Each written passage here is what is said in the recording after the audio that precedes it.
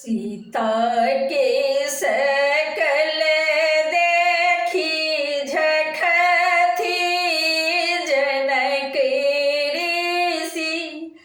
अब सीता रहली कुमारी गे माई।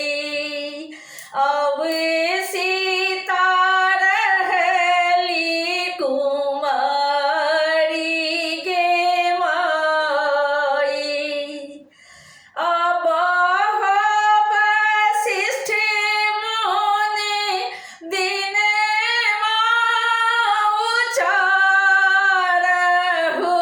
सीता के लगन बड़े उताहुल गे माई। सीता के लगन बड़े उताहुल गे माई। अब सीता रहली कुमारी गे माई। बेटे बाजे रहिता बेटी खेलिते बियाहिता।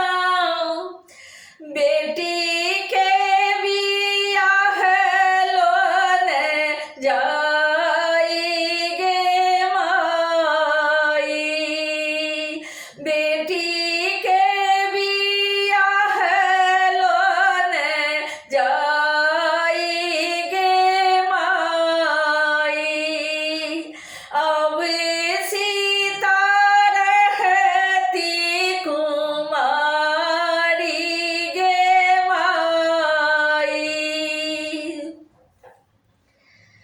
सीता जुगुत बर कतहु न भेटत। कतो साहम लायब जमाई गे माई। सीता के जुगुत बर कतहु न भेटत। कतो साहम लायब जमाई गे माई। अब सीता रहती कुमारी गे माई। सीता के जुगुत बर अवधपुर भेटत।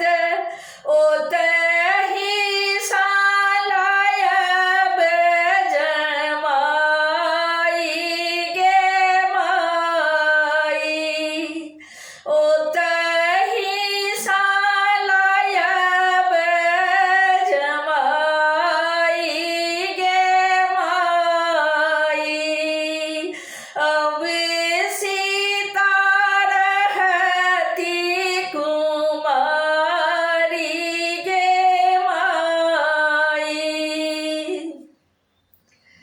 राजा दशरथ जी के चारि बालक छनि। एक श्यामल तीन गोर गे माई। एक श्यामल तीन गोर गे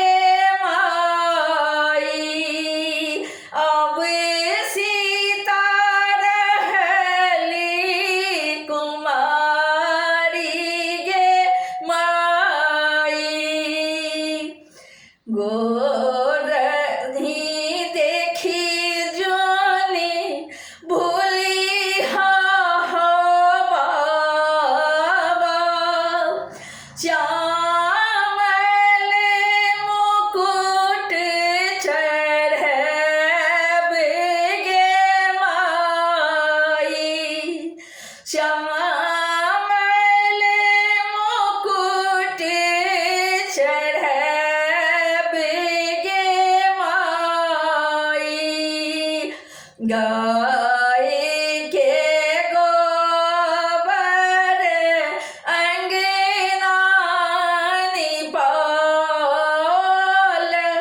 सोने माँ के कलश भरल गे माई सोने माँ के कलश भरल गे माई जखन रामचंद्र धनुषा उठाल मची गेल जय जयकार गे माई मची गेल जय जयकार गे माई अब बजनिया भैया बजना बजाबहु सीता के होई छै बियाह गे माई सीता के होई छै बियाह गे माई दान